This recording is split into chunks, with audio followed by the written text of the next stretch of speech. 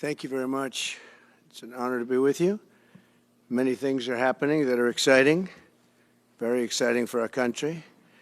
And we're honored to welcome one of the most respected business leaders in the Middle East, indeed the world. He's a founder and chairman of Damac Properties, Hussein Sajwani, a very respected gentleman. And I'm thrilled to announce today that Damac will be investing at least $20 billion over a very short period of time into the United States, and they may go double or even somewhat more than double that amount of money. It's a great thing, and I believe he will say that he's doing it because of the fact that he was very inspired by the election. They wouldn't do it without that election, I can tell you. A lot of people wouldn't. You saw last week where we have somebody who's going to go from $100 to $200 billion. And we have many other people, and we'll be bringing some of them out. Some of them like to do it somewhat more quietly, and some don't. And they feel so strongly about the country that they want to let people know about it. But it's an honor to have such a great investor investing in our country. The investment will support massive new data centers across the Midwest, the Sun Belt area, and also to keep America on the cutting edge of technology and artificial intelligence. He's very big into the data centers, and that's going to be a very hot item in the coming years, as you know, with AI. In particular, the first phase of the project will be in Texas, Arizona, Oklahoma, Louisiana, Ohio, Illinois, Michigan, and Indiana, those places. And Hussein, I'd love you to come up and say a few words. Thank you very much. Thank you. Thank you. Thank you, Mr. President. It's been amazing news for me and my family when he was elected in November. We've been waiting 4 years to increase our investments in U.S. to a very large amount of money. We are a company operating in more than 20 countries around the world. We have delivered more than 45,000 luxury units and another 45,000 in the pipeline. In data center, we are in 10 countries around the world, in Asia, Europe, and Middle East. And we're very, very excited now with his leadership and his open strategy and policy to encourage businesses to come to U.S. For the last 4 years, we've been waiting for this moment. And we're planning to invest $20 billion and even more than that if the opportunity in the market allow us. But at the moment, we're planning $20 billion in data center, catering for the AI and cloud business for the hyperscalers. Fantastic. Thank you, Mr. Great President. honor. Thank you very much. So nice. And that man knows what he's doing. He knows. So, Hussein, we're going to work with you and make sure everything goes smoothly. We have powers that haven't really been used in terms of environmental. If you invest over $1 billion in the United States, we're going to give expedited reviews to everybody because everyone's afraid they're going to come in and get caught in the quagmire, which is very prevalent in the United States, unfortunately, the quagmire of environmental and various other regulations and rules. And I made it a point of telling people if you invest $1 billion or more, and we'll do this for people with far less too, but we guarantee it. We're going to move them quickly through the environmental process. Sometimes people held up 12, 13, 14, 15 years. I saw it with plants in Louisiana where I got it approved in literally a week. They were through the review in 1 week after spending 14 and a half years trying to get it, and they were going nowhere. It was a terrible thing. So I've been a victim of that myself over the years, and I think I know all the games and all the tricks that are played, and much of it is just done to stop progress. So we're going to be helping you and everybody else that comes to the United States and wants to invest their money, that you don't get tied up for the rest of your life and you can't do anything. This commitment further underscores that many of the greatest business leaders on earth are seeing a very bright economic future for America since the election. As you know, a lot of positive things have happened. We are inheriting a difficult situation from the outgoing administration, and they're trying everything they can to make it more difficult. Inflation is continuing to rage, and interest rates are far too high. And I've been disappointed to see the Biden administration's attempt to block the reforms of the American people and that they voted for. We had a landslide election. We won every swing state. We won the popular vote by millions and millions of people. Nobody even knows how many people, millions. And they're still counting in some areas. You know, they're still counting the vote in some areas. Can you believe this? What a place. What a horrible place. One of the things we're going to do is we've got to fix the election so that we get honest counts and they get done by 10 o'clock in the evening or something thereabouts. They have places where they're still counting votes. President Biden's actions yesterday on offshore drilling, banning offshore drilling, will not stand. I will reverse it immediately. It'll be done immediately. And we will drill, baby, drill. And we're going to be drilling in a lot of other locations. And the energy costs are going to come way down. They'll be brought down to a very low level. And that's going to bring everything else down. That's what caused it to go up, along with the ridiculous spending on the Green New scam. All this money, trillions of dollars. It's like throwing it right out the window, what they're doing. And they're trying to spend so much now. They're just taking money and giving it to anybody that wants it for any project at all, if it's certified under the Green New scam. And they don't work, and it's too expensive. And, they told me that we're going to do everything possible to make this transition to the new administration very smooth. It's not smooth because they're doing that. They're playing with the courts, as you know. They've been playing with the courts for 4 years, probably got me more votes because I got the highest number of votes ever gotten by a Republican, by far, actually, by a lot. And, we had a great election, so I guess it didn't work. But even to this day, they're playing with the courts. They're friendly judges that like to try and make everybody happy on the Democrat side. It's called lawfare. It's called weaponization of justice, and it's happened at a level nobody's ever seen before. So many. I defeated deranged Jack Smith. He's a deranged individual. I guess he's on his way back to The Hague. And we won those cases. Those were the biggest ones. And the press made such a big deal out of them, but we did nothing wrong. We did nothing wrong on anything. And the people saw that. When they vote, when a Republican, it's not easy for a Republican. When the Republican wins the popular vote by millions and wins all 7 of the swing states, people said, well, he could win 4. We won all 7, and we won them by a lot. That tells you we won. And they've been watching this injustice.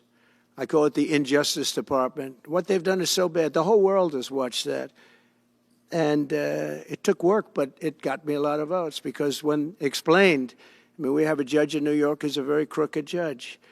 I'm under a gag order. I can't even talk about aspects of the case that are the most vital aspects. I'm under a gag. Do you know that I'm the president-elect of the United States of America? I'm a former very successful president. We had the greatest economy in the history of our country. We had borders that were sealed and beautiful. Everything was good. We had no wars. We defeated ISIS.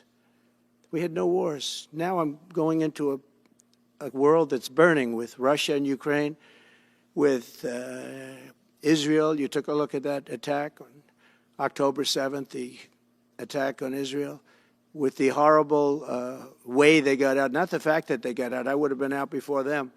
But we would have been out of Afghanistan with dignity and strength as opposed to looking like a bunch of fools with 13 dead and many, many badly, horrifically injured. Nobody ever talks about them. No arms, no legs. Nobody ever talks about them. The way they got out was outrageous, leaving billions of dollars of brand new military equipment that I bought in the hands of the Afghans and specifically the Taliban. It's the group. And we were doing very well. We would have been out. We would have been respected. I think it's one of the reasons it was so badly handled, that withdrawal where people are jumping onto airplanes, falling off the sides of airplanes when they're 3,000 feet in the air. And nobody's ever seen anything like that, the worst. And because of that, I think Russia went and attacked Ukraine. When they saw that, they said, these guys are incompetent. They don't know what they're doing. But we know what we're doing now, and that's going to all end. And we have a great military. I defeated ISIS, as you know. We're in no wars. I just finished a couple. And we got also our soldiers guarding Syria and Turkey. We're in the middle. We had 5,000 soldiers. They would have been gobbled up with two armies. We had one army, 300,000. We had another one, 500,000 or 600,000, getting ready. We had 5,000 people in the middle. I said to a general, how do 5,000 people do in that case? And the general just looked at me and said, not well, sir, not well. And I took him out. And you know what happened? Nothing. I got criticized. I saved 5,000 lives, actually. And we did a great job, and we're going to do an even better job because now we have a tremendous amount of experience. We have people that I can rely on. But the 625 million acres, people can't realize, that's like the whole ocean. Take an acre. You know, an acre, you have a house on a half an acre, on a quarter of an acre, or an acre. If you have an acre, you have a big deal. Now you multiply that by 625 million acres. It's like, feels like the whole ocean. And that's our strength, you know. People can say we manufacture, we don't manufacture. The thing we have oil and gas more than anybody in the world. We're going to have more of it, too. But they took away 625 million acres of offshore drilling. Nobody else does that. And they think they have it, but we'll put it back. I'm going to put it back on day one. I'm going to have it revoked on day one. We'll go immediately if we need to. I don't think we should have to go to the courts. But if we do have to go to the courts, you know, they try to be sneaky. They go in and they sign. Remember, this is a man that said he wants the transition to be smooth. Well, you don't do the kind of things. You don't have a judge working real hard to try and embarrass you. Because I did nothing wrong. By the way, I did nothing, absolutely nothing wrong. If I did something wrong, I wouldn't be standing here right now because I've won all these cases. Nobody's ever won so many cases as I have against the Justice Department. I mean, Jack Smith had cases all over the place. People were being subpoenaed. Lives were being ruined. They were spending everything they had, money. We were helping them out. We had to. They were subpoenaing people that had no idea what they were even talking about.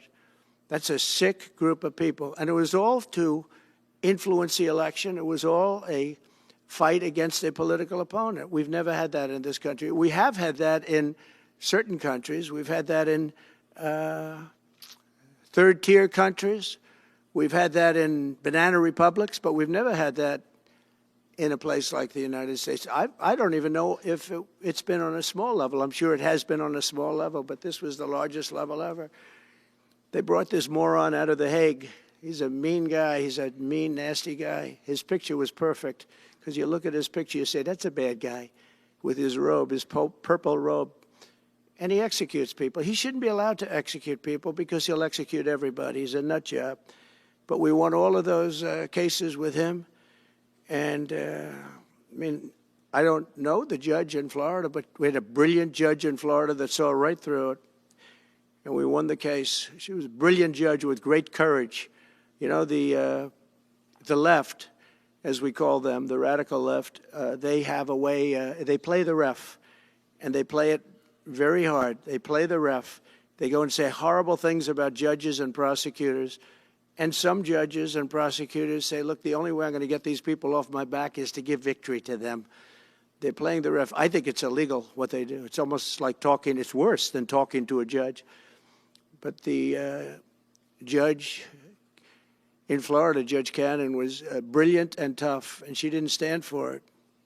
And I don't know her. And never met her until the case, and I don't believe I said even one word to her. But she was very, very strong and very, very brilliant. And her opinion was so brilliant that they dropped their appeal. They couldn't beat the appeal. So that's what we're up against. So they say we're going to have a smooth transition. All they do is talk. It's all talk. Everything they do is talk. We're going to have a smooth transition. And then they take 625 million acres and they essentially landmark it so you can't ever drill there again. Well, we're going to be drilling soon. We're going to be opening up Anwar. We're going to be doing all sorts of things that nobody ever thought was even possible. But remember and just to get off the subject, because I couldn't believe it when I heard it yesterday, I couldn't believe the size of it. I mean, you put down a map and put this up, it's just massive. And remember that that's worth probably, I mean, I've had estimates, $40 to $50 trillion. That's more than our national debt. Essentially, he's thrown it away. He's thrown it away. He's taken $50 trillion.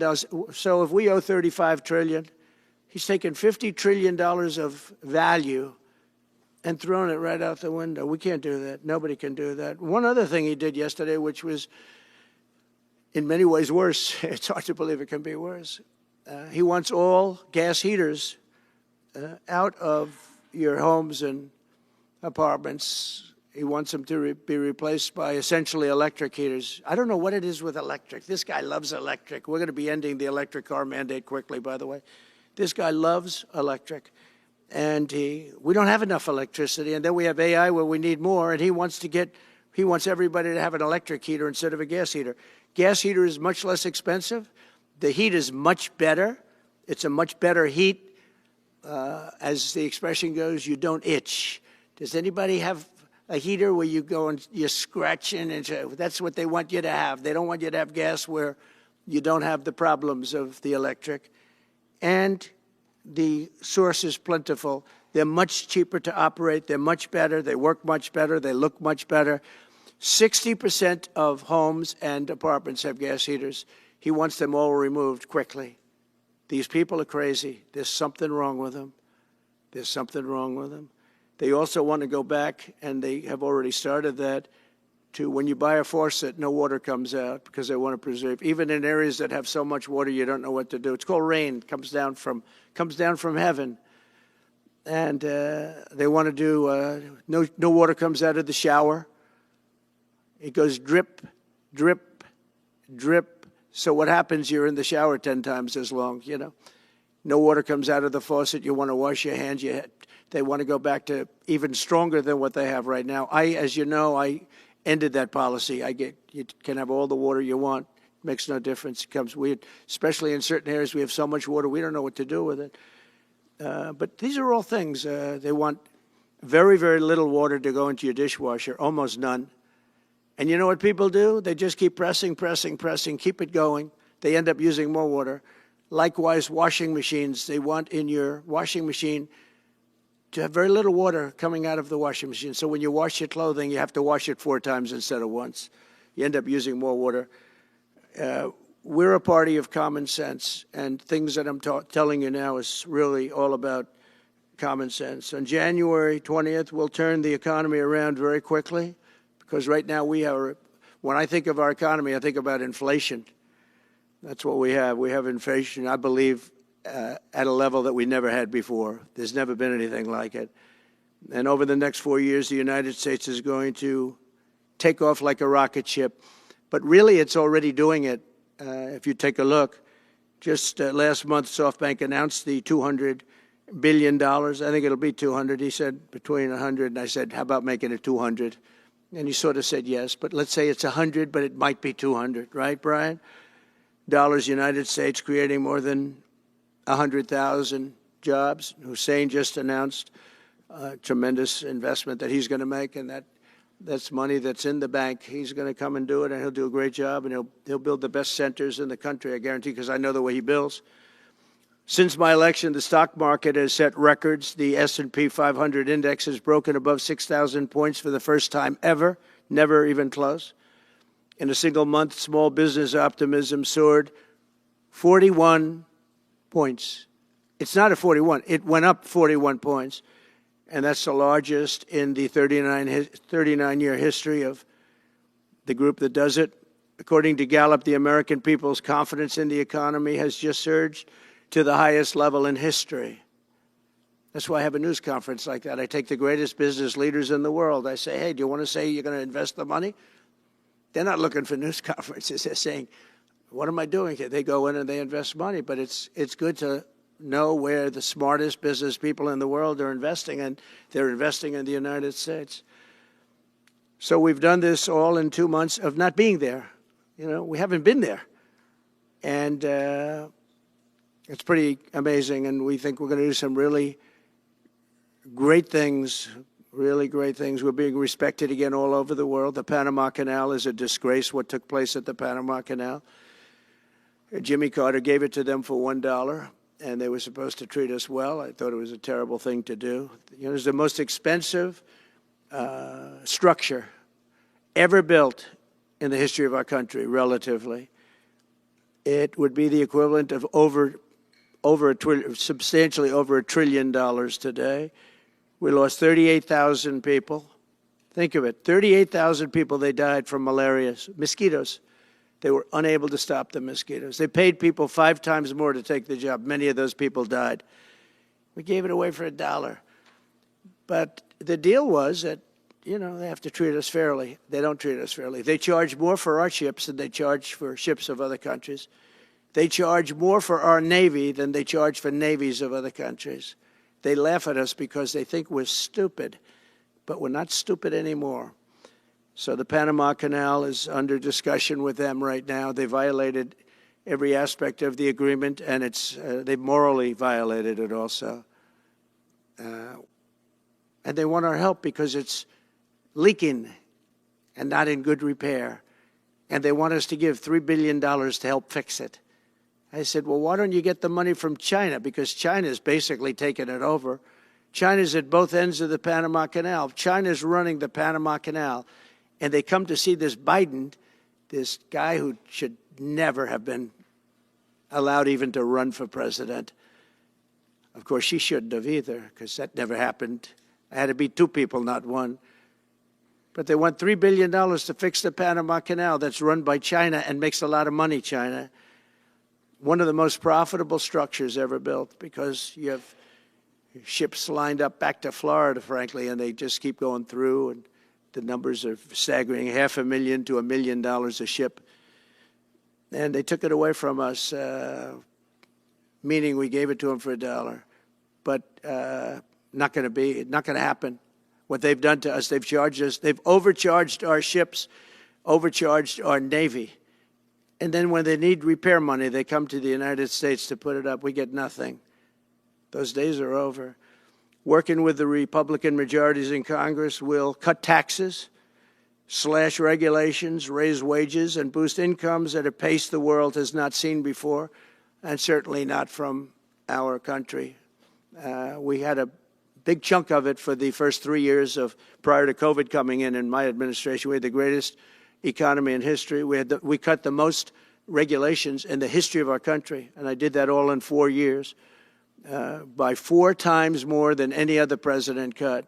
We did that in 4 years. And we were just getting started. We'll impose new tariffs so that the products on our stores will once again be stamped with those beautiful words, made in the USA. And we are not treated well, as you know, by Canada. Canada is subsidized to the tune of about $200 billion a year, plus other things. They don't essentially have a military. They have a very small military. They rely on our military. It's all fine, but, you know, they got to pay for that. It's very unfair. I have so many great friends. One of them is the great one, Wayne Gretzky. I said, run for prime minister. You'll win it'll take 2 seconds. But he said, well, am I going to run for prime minister or governor? You tell me. I said, I don't know. Let's make it governor. I like it better. But no, something's going to have to be done. Same thing with Mexico. We have a massive deficit with Mexico, and we help Mexico a lot. They're essentially run by the cartels, and can't let that happen. Mexico's really in trouble, a lot of trouble. Very dangerous place. And we're going to be announcing at a future date pretty soon. We're going to change, because we do most of the work there, and it's ours. We're going to be changing, sort of the opposite of Biden, where he's closing everything up, essentially getting rid of $50 to $60 trillion worth of assets. We're going to be changing the name of the Gulf of Mexico to the Gulf of America, which has a beautiful ring that covers a lot of territory. The Gulf of America, what a beautiful name. And it's appropriate. It's appropriate. And Mexico has to stop allowing millions of people to pour into our country. They can stop them. And we're going to put very serious tariffs on Mexico and Canada, because Canada, they come through Canada too. And the drugs that are coming through are at record numbers, record numbers. So we're going to make up for that by putting tariffs on Mexico and Canada, substantial tariffs. And we want to get along with everybody, but, you know, they have to, it takes two to tango. We're approaching the dawn of America's golden age. It's going to be a golden age for America. We have things that nobody else has. We have more natural resources. We have, number one, nobody knew that until I came along. I made us number one. We were number three. I made us number one in a very short period of time in drilling. And, you know, you can talk about windmills. They litter our country. They're littered all over our country, like dropping paper, like dropping garbage in a field. And that's what happens to them, because in a period of time, they turn to garbage. Most expensive energy ever. They only work if you get subsidy. The only people that want them are the people that are getting rich off windmills, getting massive subsidies from the U.S. government. And it's the most expensive energy there is. It's many, many times more expensive than clean natural gas. So we're going to try and have a policy where no windmills are being built. You know, off the coast of New Jersey, they want to build like 200 windmills. The people are going crazy. Nobody wants them, and they're very expensive. They don't work without subsidy. You don't want energy that needs subsidy. Energy is a good business. You don't need subsidy. But when you build these massive towers, I mean, they're 25 stories tall, 40 stories. They have one 70 stories tall. The blades, they take 3 ships to ship them. It's crazy.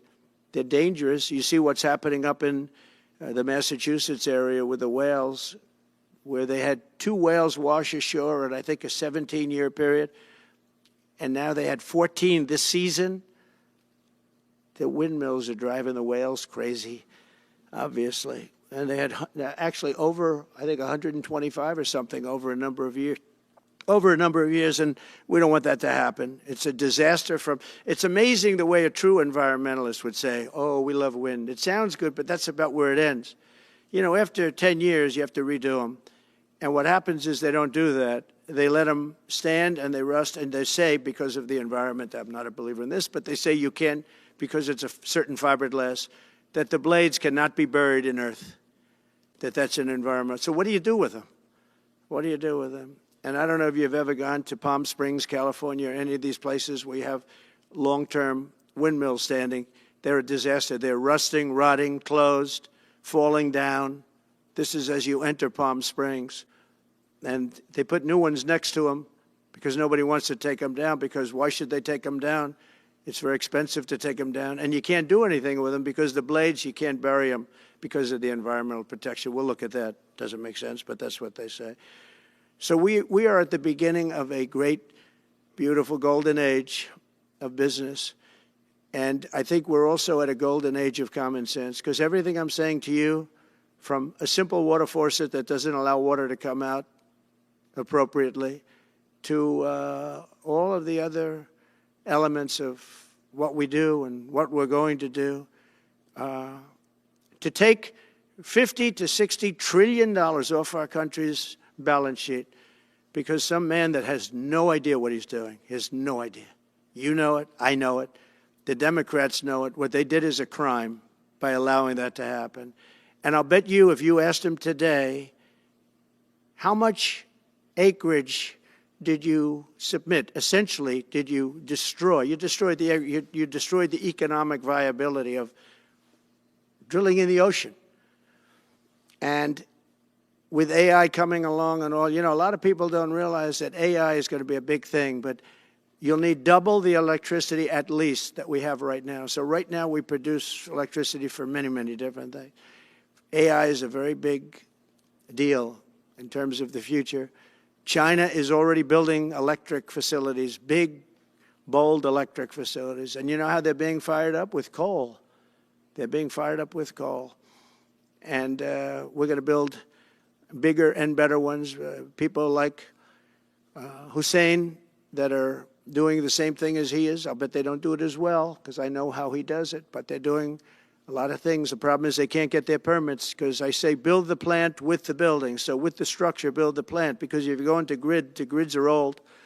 So they said, that's a great idea. In other words, build your electric facility alongside of your plant. And you could have extra output if you want, because once you build it, you can make it larger pretty inexpensively. You could have extra output, which you'll sell to the public, but build it with the plant, and people are loving that idea. So we're going to have a lot of fun making America great again, and it's going to happen, I think, very, very quickly. It's already happened. So I would say this, and this has been pretty openly reported by the news. There's never been anything like what's happened in the list. Since we won the election, a couple of months, since we won the election, the whole perception of the whole world is different. People from other countries have called me. They said, thank you, thank you. The perception of the whole world is different. We're going to have to settle some big problems that are going on right now. We're going to have to settle up with Russia, Ukraine. That's a disaster. I look at numbers every week, the number of people being killed in that war. People don't know, mostly soldiers now. But the towns have been obliterated. This was a Biden fiasco that that should have never happened. If we had a real president, if we had a president that knew what he was doing, Russia would have never, ever gone in. But they did go in, and we have a mess. The cities are all blown up. The people have largely left.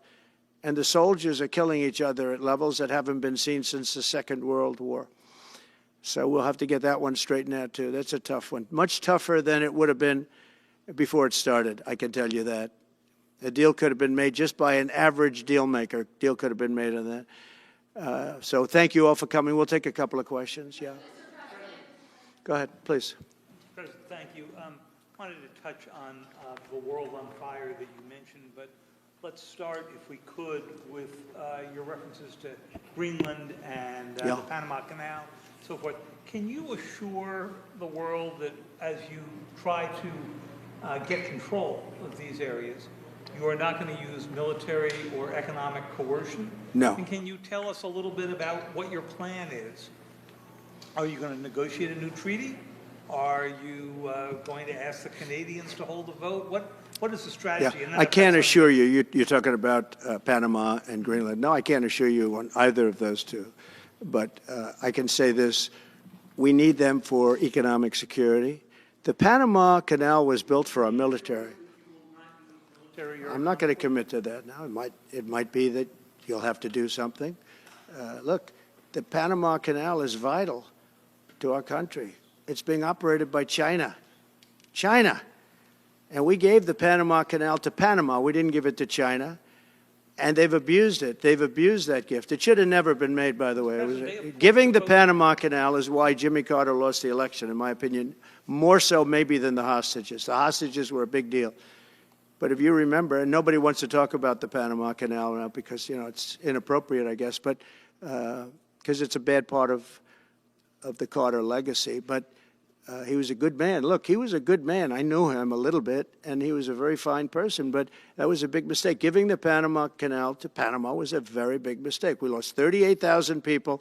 It cost us the equivalent of $1 trillion, maybe more than that. Probably the most expensive, they say it was the most expensive structure, if we call it a structure, which I guess you can, ever built.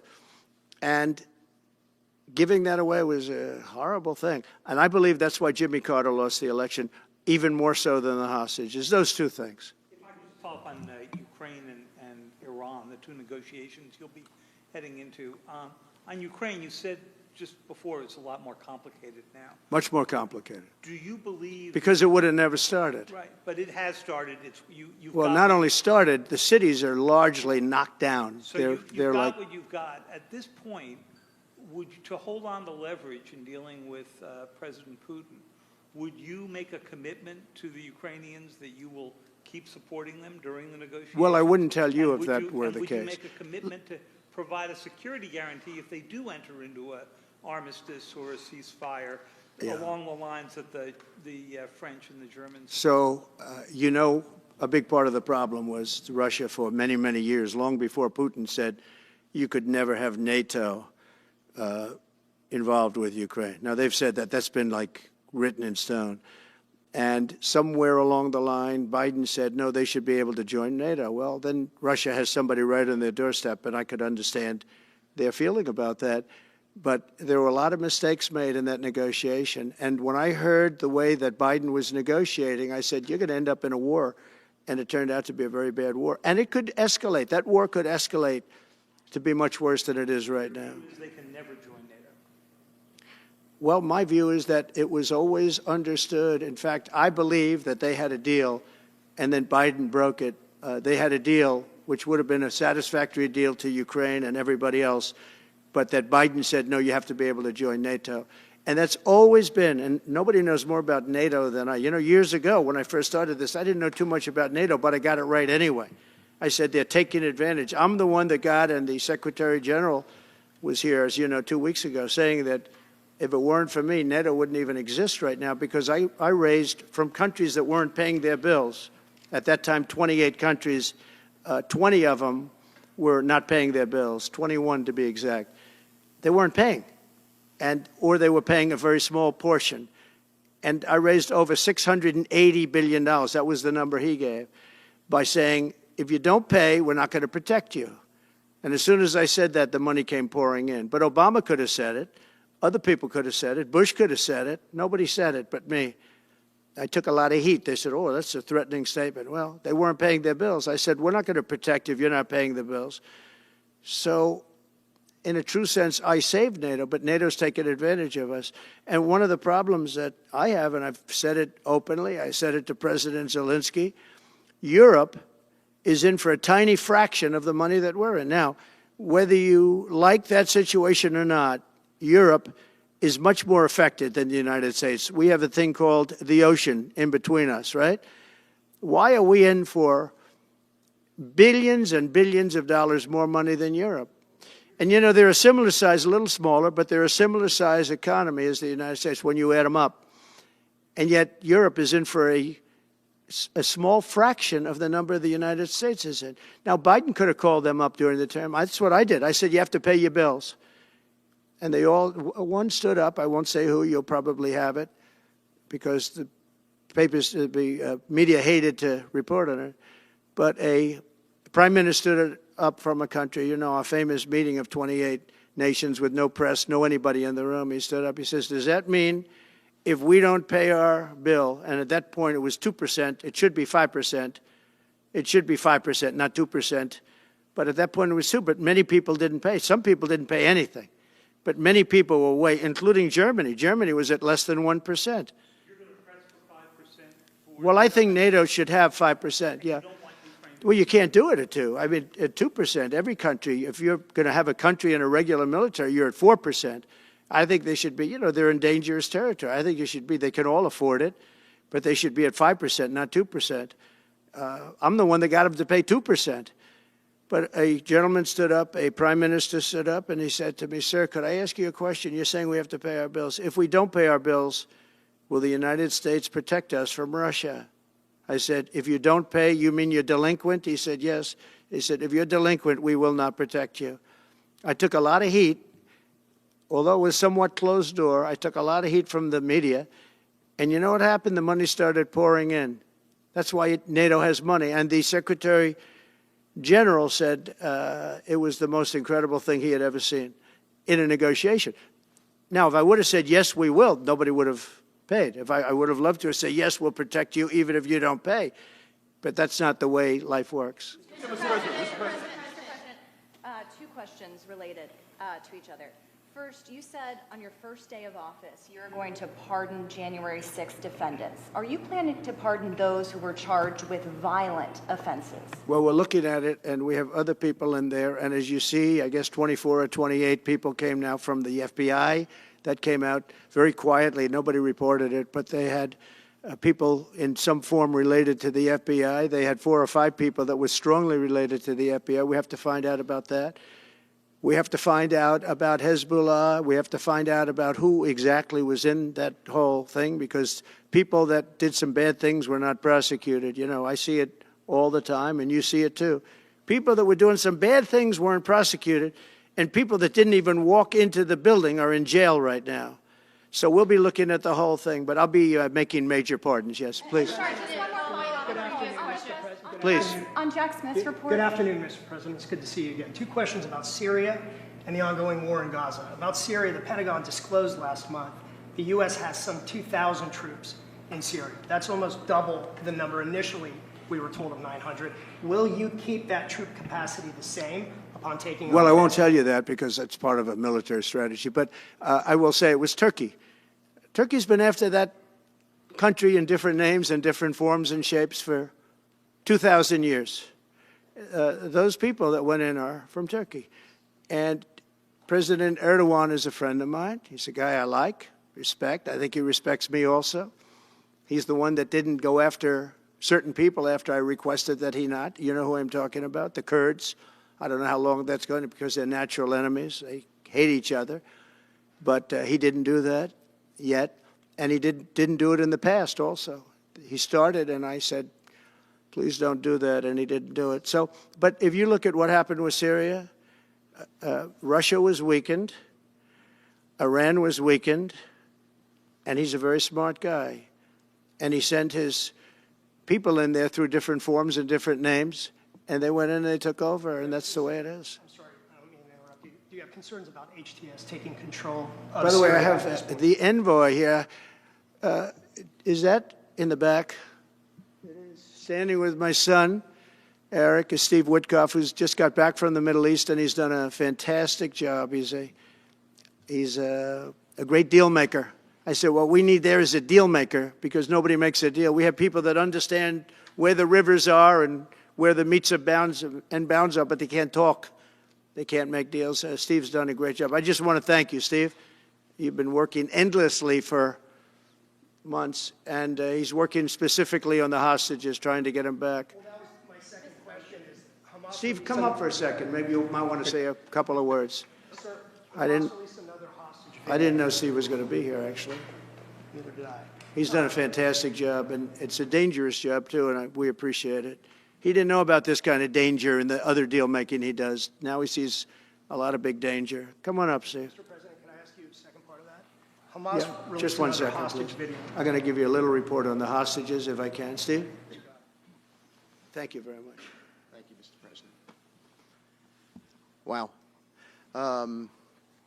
Well, I think we're making a lot of progress, and I don't want to say too much because I think they're doing a really good job back in Doha. I'm leaving tomorrow back to go to Doha, but I think that we've had some really great progress, and I'm really hopeful that by the inaugural, we'll have some good things to announce on behalf of the President.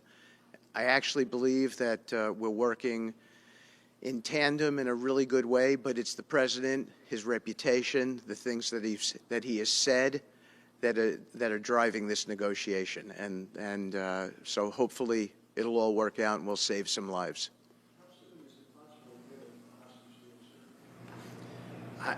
I believe we've been on the verge of it. I don't want to discuss sort of what's delayed it. There's no point to be negative in any way. But I think it's the President, his stature, what he said he expects, the red lines he's put out there, that's driving this negotiation. I'm going back probably either this evening or tomorrow night. Are you confident there'll be a deal before January 20th, or is that something that's likely to happen, if there's a deal even at all? And we've been hearing this now for the better part of... I know. since October. I would say... They better be. Right. I would say that the President is exasperated. I don't want to talk for him, but look, I don't know anyone who delegates better than President Trump. He gives us a lot of authority to speak on his behalf, and he exhorts us to speak emphatically. And emphatically means you better do this, because the alternative... Do you think they're waiting for President Trump to take office? No, I think they heard him loud and clear. Better get done by the inaugural. But when you say all hell will Before I be paid, take that all hell must be paid if they don't release the You know what that hostages. means, don't you? Well- Do I have to define it for you? Look, all No, I know hell you're not will gonna break out. telegraph If what- those hostages aren't back, I don't want to hurt your negotiation. If they're not back by the time I get into office, all hell will break out in the Middle East. And it will not be good for Hamas, and it will not be good, frankly, for anyone. All hell will break out. I don't have to say anymore, but that's what it is. And they should have given them back a long time. They should have never taken them. There should have never been the attack of October 7th. People forget that. But there was, and many people are killed. They're no longer hostages. I have people from Israel and others calling, begging me to get, we had also people there from the United States, just so you know. They're holding some so-called hostages from the U.S. But I've had mothers come to me and fathers crying, can I get the body of their son back? Can I get the body of their daughter back? That beautiful girl where they threw her in the car, pulled her by her ponytail and threw her in the car like she was a sack of potatoes. I said, what happened to her? Sir, she's dead. Like a 19, 20-year-old beautiful girl. And the way they treated her. And I just say it this very simply. Steve's got a job to do. He's a great guy, great negotiator, great person. They respect him over there already. It's what we needed over there. We have people that know everything about the Middle East, but they can't speak properly. They don't know. He's a great negotiator. That's what I needed. I could have sent that gentleman right over there, Hussein. He's a great negotiator. There are people, they're rare. Great negotiators are very rare, like a great surgeon. But we have the right person. But I tell this, I don't want to hurt the negotiation. If the deal isn't done before I take office, which is now going to be 2 weeks, all hell will break out in the Middle East. Okay? Thank you, Mr. President. You've done a great job. Thank you. Mr. President, more than 140 police officers were injured by rioters on January 6th. Will you pardon anyone who attacked a police officer? Well, the only one that was killed was a beautiful young lady named Ashley Babbitt. She was killed, and there was actually somebody else that was killed, also a MAGA person, but people don't give it 100% credibility. I'm going to find out about it, and we're going to find out. But Ashley Babbitt was killed. She was shot. She had never been shot. She was shot for no reason whatsoever. In fact, they say that she was trying to hold back the crowd, and the crowd was made up of a lot of different people, so we'll see. But I will tell you this, the person that was killed was Ashley Babbitt. The other thing is, when they talk, there was never charges of insurrection or anything like that. But if there were, this would be the only insurrection in history where people went in as insurrectionists with not one gun, okay? And let me tell you, the people that you're talking about have a lot of guns in their home for hunting and for shooting and for entertainment, a lot of good reasons. But there wasn't one gun that they found. And why didn't they find the bomber, the pipe bomber? They know who the pipe bomber is. The FBI knows who it is. The status of the FBI has gone down so far, and the status of the DOJ, or as I call it, the Department of Justice, it's the Department of Injustice, being laughed at all over the world. And hopefully with Pam Bondi and with Kash Patel and with other people that we're putting in, that will all come back. If you do a poll in the FBI, I guarantee I'm at like 90% with the agents of the FBI, but they have hurt that incredible place. Law enforcement, you think of the FBI, they raided this house. By the way, they could have told me, could I see this? I would have given them, I actually told them, come in anytime you want. You can see anything. They raided the house, and the case was dismissed. And now I'm in litigation. I'm suing them for doing that. And I feel so badly doing it. I'm the President of the United States, and I'm suing the United States. But I'm suing them for other things, too. The FBI has gone so, its reputation has been so horribly hurt. Between Comey, who is the worst, and all of the others, what's happened to the FBI is, and we're going to make it great again. We're going to make the FBI great again. We're going to make the Department of Justice fair and strong, but fair again, because all they did was attack me because I'm their political opponent, and that includes with local judges like Marchand. You ought to find out. Ask them, why do I have a gag order where I'm not allowed to speak? Think of it. I'm the President of the United States, and I'm not allowed to speak. Why? because if I did speak, people would understand the scam. It's a scam. And we have very dishonest judges, and New York judges are very bad. We had one that valued this house at $18 million because it was good for their case. He actually valued that chandelier is worth more than $18 million. He valued this house as $18 million. And we have another one who was so nasty, so horrible, such a brute, most vicious, vile person. These are New York judges. But we've won most of the cases, so we're very happy about that. Please. Back on Greenland, your position is clear, but have you directed your staff to take these specific actions to draw plans? And can you elaborate again? You didn't rule out military coercion.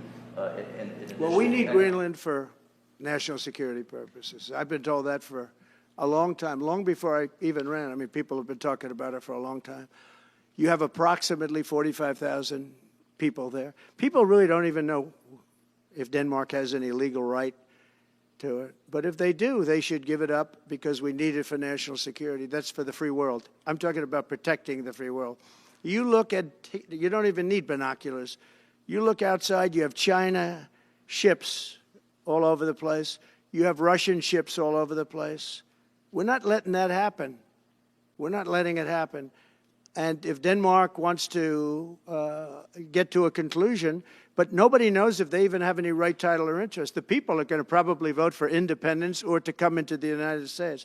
But if they did do that, then I would tariff Denmark at a very high level. Have you asked your staff to draw plans for acquisition? I mean, are you active? No, we're not at that stage, but we have people. I haven't even entered office yet. Secondly, sir, Elon Musk has drawn some criticism and a lot of attention for some of his actions and provocative statements about foreign affairs, including in Europe. Your reaction to that, is that appropriate for... You mean where he likes people that tended to be conservative? I don't know the people. I can say Elon's doing a good job, very smart guy. I don't know the people you're talking about. He was, I know he said some negative things about a couple of people that are running for office, but that's not so unusual. Yes, please. I wanted to ask you about Ukraine and Putin. How soon do you anticipate going to meet with Putin to discuss the Ukraine situation? Well, I can't tell you that, but I know that Putin would like to meet. I don't think it's appropriate that I meet until after the 20th, which I hate, because, you know, every day people are being, many, many young people are being killed, soldiers. You know, the land is very flat. And hundreds of thousands of soldiers from each, many hundreds of thousands from each side are dead. And they're laying in fields all over the place. Nobody to even collect. There's landmines all over. It's a disaster.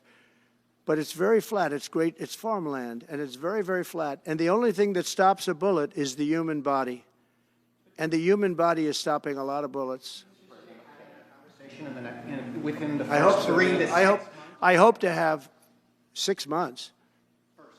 No, I hope long before 6 months. Look, Russia's losing a lot of young people, and so is Ukraine. And it should have never been started. That's a war that should have never happened. I guarantee you, if I were president, that war would have never happened. Who would you like to nominate to replace Michael Barr as vice chair of the board? I'll be announcing somebody. Mr. President, if we were to work under the assumption that you're serious about making Canada 51st state of the United States, the leader of the Conservative Party in Canada said, under no circumstance will it ever be the 51st state. Maybe he won't win, but maybe he will. I don't care. You had suggested. Listen, I don't care what he says. But Sir Lopez, you said you were considering military force to acquire Panama and Greenland. Are you also considering military force to annex and acquire Canada? No, economic force. Because Canada and the United States, that would really be something. You get rid of that artificially drawn line, and you take a look at what that looks like, and it would also be much better for national security. Don't forget, we basically protect Canada. But here's the problem with Canada. So many friends up there. I love the Canadian people. They're great. But we're spending hundreds of billions a year to protect it. We're spending hundreds of billions a year to take care of Canada. We lose in trade deficits. We're losing massive. We don't need their cars. You know, they make 20% of our cars. We don't need that. I'd rather make them in Detroit. We don't need the cars. We don't need their lumber. We have massive fields of lumber. We don't need their lumber. We have to unrestrict them because stupid people put, restrictions on, but I can do that with an executive order. We don't need anything they have. We don't need their dairy products. We have more than they have. We don't need anything. So why are we losing $200 billion a year and more to protect Canada? And I said that to, as I called him, Governor Trudeau. I said, listen, what would happen if we didn't subsidize you, if we didn't, because we give them a lot of money. We help them. As an example, we're buying icebreakers, and Canada wants to join us in the buying of icebreakers. I said, we don't really want to have a partner in the buying of icebreakers. We don't need a partner. But no right. Nope, no right. Here's what we have. We have a right not to help them with their financial difficulties because we owe $36 trillion too. We're going to start knocking it out pretty fast, but we're going to be able to do it because of energy and other things. But no right. No right. But why are we supporting a country, $200 billion plus a year? Our military is at their disposal. All of these other things, they should be a state. That's why I told Trudeau when he came down, I said, what would happen if we didn't do it? He said Canada would dissolve. Canada wouldn't be able to function if we didn't take their 20% of our car market. They send us hundreds of thousands of cars. They make a lot of money with that. They send us a lot of other things that we don't need. We don't need their cars, and we don't need the other products. We don't need their milk. We got a lot of milk. We got a lot of everything, and we don't need any of it.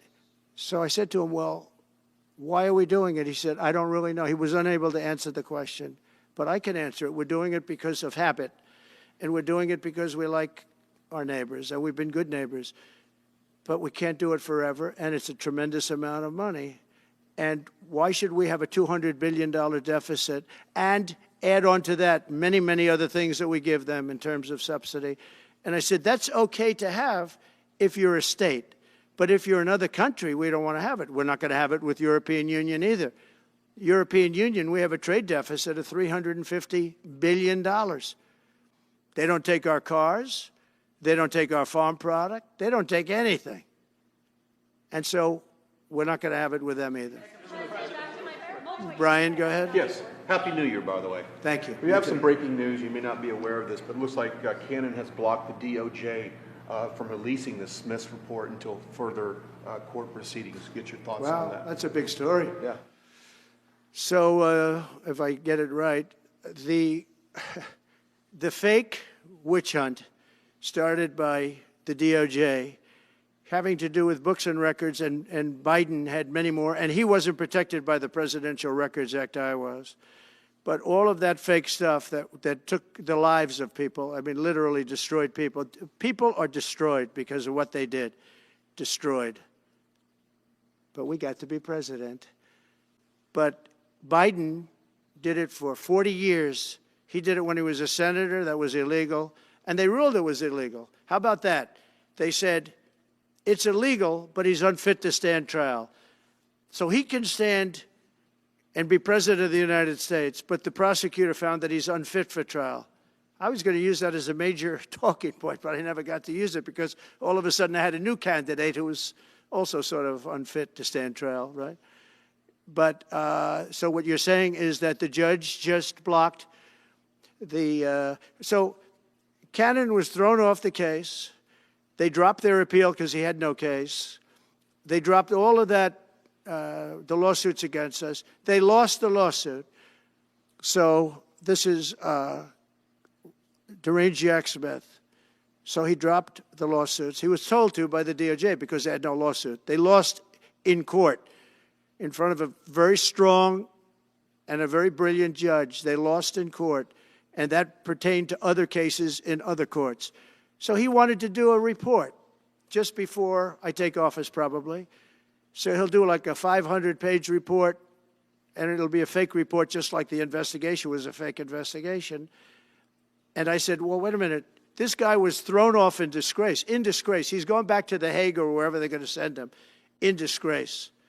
Because he failed so badly. Because it was a fake case against a political opponent. They thought they were going to use this to beat me. So what you're saying is, and I'm just hearing that they're not allowed to issue the report. So if they're not allowed to issue the report, that's the way it should be. Because he was thrown off the case in disgrace. Why should he be allowed to write a fake report? It'll only be a fake report. That's great news. Yeah. Good. And if I can just follow up real quickly, you want to comment, many Americans are angry that we're sending millions of dollars every month to the Taliban. Do you anticipate? It's not even believable. Billions of dollars, not millions, billions. We pay billions of dollars to essentially the Taliban, Afghanistan. And that's given by Biden. That's the same man that took away $50 to $60 trillion worth of value from the United States. Think of it. Probably our most valuable asset. Took away our most valuable asset. This can't be allowed to happen. We are now a nation of common sense. When he does that, 625 million acres, this can't be allowed to happen. Thank you for the information. Yes, most other people probably knew about it, but they wouldn't have told me, right? On the campaign trail, you vowed to bring down the prices at grocery stores very fast. Yeah, we will but do it fast. But then you recently told Time Magazine that bringing down prices would be very hard. So what can the American people expect when you get into office? It's always hard to bring down prices when somebody else has screwed something up like they did, but we'll bring them down, we'll get them down. Energy is going to bring down prices. We're going to have a lot of energy, and energy is what brought it up. Energy and their bad spending is what brought it up, and energy is going to bring it down. We're going to have prices down. I think you're going to see some pretty drastic price reductions. As an example, food, bacon, ham, apples, everything has gone through the roof. It's one of the reasons I won. So as you know, I said it, inflation was one of the reasons I won, but I think the biggest reason I won was the fact that they are allowing prisoners to come into our country. They released their prisoners, their murderers. Thousands of murderers are now walking around the streets of our cities and farmland all over, murders, people that have killed. Many, 32% have killed more than one person. They released them from their jails, their prisons, and their mental institutions and insane asylums into our country. I believe that's the reason we got such a large vote. All right, maybe one or two more questions. Yeah, please, go ahead. Go ahead, you go. Sir, can you, President Carter is laying in state today in Washington. You had some harsh words for him about the Panama Canal. Is there any disconnect there? Do you feel a little bit bad about doing that on this day? No, I liked him as a man. I disagreed with his policy. So, hey, he thought giving away the Panama Canal was a good thing. I think it cost him the election. That and the hostages. I actually think that was a bigger factor because that's a deal that just should not have been made. But, again, this was a question that was asked of me. I didn't bring it up. I didn't want to bring up the Panama Canal because of Jimmy Carter's death. But people don't bring it up. But you know, you and other people have asked me about it. No, it's a deal that I was very strongly against. I was a young guy when this took place, but just why would we spend all of that money, lose 38,000 people to malaria, the mosquito? They were dying. It was horrible what was happening. They paid them 4 times more than they would make in the United States, but they knew they were going to go over there and die. And they died in the jungles of malaria. There was nothing we could do to stop it. 38,000, and then we gave it away for $1. Without getting your agenda through Congress, you appeared to open the door in your radio interview yesterday for 2 bill approaches. It's still your preference for one big, beautiful bill, as you have said. Well, I like one big, beautiful bill, and I always have, I always will. But if 2 is more certain, it does go a little bit quicker because you can do the immigration stuff early. Now, you have to understand, for immigration and for the wall, we won the case on the wall. You know, they tried to sell the wall for 5 cents on the dollar, by the way. And we had, fortunately, a judge that stopped that. But they were already discarding the wall. And 5 cents on the dollar. And you know what they were doing? They were calling us up and saying, we'll sell it back to you at 200 cents. In other words, double what we paid for it. So they were going to buy it from this guy for 5 cents on the dollar. They were making deals. And fortunately, we had a very smart judge that stopped it cold. I think he called for an investigation, too, and he should. But think of it. They were selling the wall that was exactly the wall that the Border Patrol wanted. That was designed by them. Steel, concrete, rebar, exactly as they want. Very, very heavy steel, very powerful steel, hard to cut. Very, very heavy 7,000-pound concrete, which is a very strong concrete. Everything was top of the line. Very expensive. Would be double what we paid for it then, 6 years ago. But let me just tell you, they were selling it for 5 cents on the dollar to people, and those people were calling us, asking us to pay them 200 cents because it's a good deal because we can have it immediately. And you know what immediately is? Just leave it in place. No, the papers haven't written that, though. That deal is like all the other things that these people do. These people either hate our country or they're very stupid. And I don't believe they're stupid because nobody can cheat on elections like they cheat and be stupid. They either hate our country or they're stupid. So remember what I said because nobody wants to report it. They were selling the wall for 5 cents on the dollar and trying to resell it back to us for 200 cents or less, but for 200 cents on the dollar. That's a nice return. They announced that it will stop putting fact checks on posts on its website. And Meta said today it would stop putting fact checks on its website and instead allow community. Well, I watched their news conference, and I thought it was a very good news conference. I think they've come a long way. Meta, Facebook. I think they've come a long way. I watched it. The man was very impressive. I watched it. Actually, I watched it on Fox. I'm not allowed to say that. Say it? Do you think he's directly responding to the threats that you have made to him in the past? Probably. Yeah, probably. The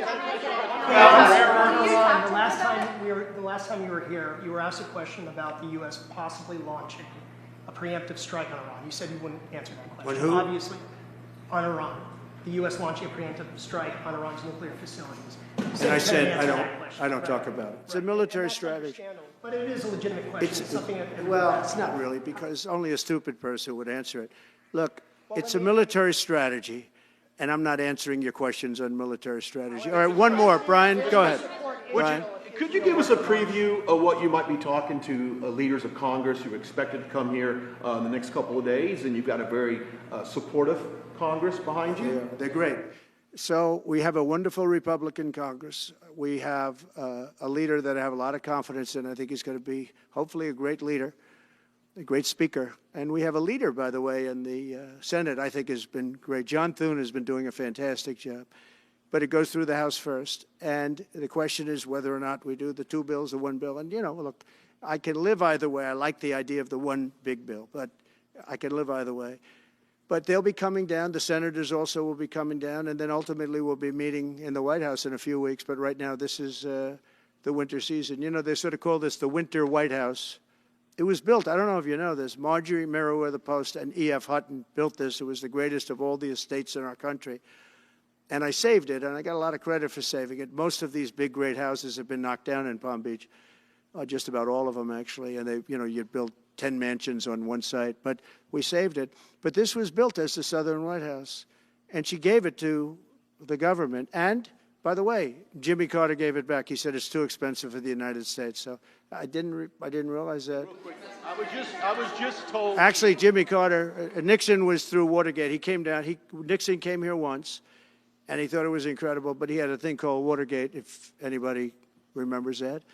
And so he had other things on his mind, to put it mildly. And Jimmy Carter felt that it was too extravagant for the country. So fortunately for me, he gave it back to the foundation, and I bought it from the foundation. On reconciliation, some Republicans saying in trade for a massive bill that you and they share the interest in, they want to see big spending cuts. Do you agree with that? And Well, I'm okay with spending cuts. I like spending cuts. I'm on the record for spending cuts. And the debt ceiling was given to us. It shouldn't have been, but it was put in our lap. And what I want in terms of debt ceiling isn't the ceiling. I just don't want to see a default. That's all I want. I never talked about spending more money necessarily than all I want to see is no default, because nobody knows what would happen if there was a default. It could be 1929 and it could be nothing. But that was put into our lap, and it shouldn't have been, but it was, and so we'll handle it. But debt ceiling is not about raising a lot of money. It's really just about extending it. I just want to see an extension. Sir, on immigration, How much can you do by executive order? Are you planning to do on executive order when it comes to immigration? And how much do you want Congress to tackle this issue? And also on day one, well, I had the what safest executive border orders are in you the history of our planning? country by far. You remember the famous chart that I brought down. I love that chart very much for a lot of reasons. But I have the safest border by far in the history of our country. And when I took it over, it was a mess. Nothing like it is now. This is 10 times worse. When I got elected because of the border the first time, and I think I got elected largely because of the border the third time. And the second time I did equally well. Well, not as well as the last time, but I did very well. And I will say, this was too big to rig. You know the expression? Too big to rig. They couldn't do it. They tried, but they couldn't do it. I didn't get very much from Congress at all. I just said that we're being invaded, and I took the money out of the military. Much of the wall, I built over 500 miles of wall. Much of that wall was built through money that I put into the military. We took it out because we couldn't get things from Congress in those days, and we took it out. And that wall was built largely with money coming from the military. So, very simple. I went to the military, I said, our country is being invaded by very similar, nothing like what's invading our country now. They weren't releasing prisons into our country, and they weren't releasing mental institutions in, but some bad dudes were coming in, right? And I said, our country is being invaded. And I took that money largely from the military. I was sued 9 times by the Democrats in Congress, and I won all those suits. And we ended up building 571 miles of wall. Once that wall was built, they start going around it. So we're going to add another 200. That would have been up in 3 weeks. And then we had a very unfortunate election result. And they said, we don't want to put it up. We'll sell it. And they started selling it for 5 cents on the dollar. What a second. So we'll do this again. I just want to thank everybody very much. I'm just telling you, this will be the golden age of America. This is the golden age of America. We're going to have a great country again. We're a country right now under siege. We have so many different problems, and nobody respects us overseas, but now they do. The Italian prime minister, as you know, came here the other night, just flew in and flew out. She wanted to see me. And great respect is being shown when I went to the cathedral in France. Great respect was shown by the prime minister, the president, by everybody. France was, and by the way, I have to say they did a great job in the cathedral. But great respect is being shown to our country again. And we have a great country, but we have to run it properly. It's going to be run properly. We want to get back those hostages for Israel and for us. You know, we do have people that are hostages being held. And I'll just say it again. If this deal's not done with the people representing our nation, by the time I get to office, all hell is going to break out. Thank you very much. 欢迎来到6度解析，新闻背后的多维思考，带你洞悉头条背后的世界。在今日华尔街频道的6度解析中，我们将深入探究时事热点，为你揭开新闻背后的真相。在这个信息泛滥、真相难觅的时代，6度解析应运而生。我运用海量数据、人工智能整合以及专家观点，层层剥析每个故事，通过实时背景数据挖掘，确保你获得全面的新闻资讯。然而，我们关注的不仅仅是数据，更重要的是将它们串联起来。我将分析多方视角，揭示隐藏的脉络，为你提供单一媒体常常忽略的背景信息。无论是政治、经济，还是全球事务，我都将为你带来最具洞察力的分析。试想一下，拥有洞悉全局的能力，做出明智的决策，参与有意义的讨论，这就是6度解析带给你的价值。它不仅仅是新闻分析，更是一种赋能的工具。加入今日华尔街的6度解析，共同探索头条背后的故事。你通往深度理解的旅程，从这里开始。不要只是阅读新闻，要解码新闻，理解新闻，活出新闻。这一切尽在6度解析。立即订阅，不错过任何真知灼见。因为了解真相仅仅是个开始。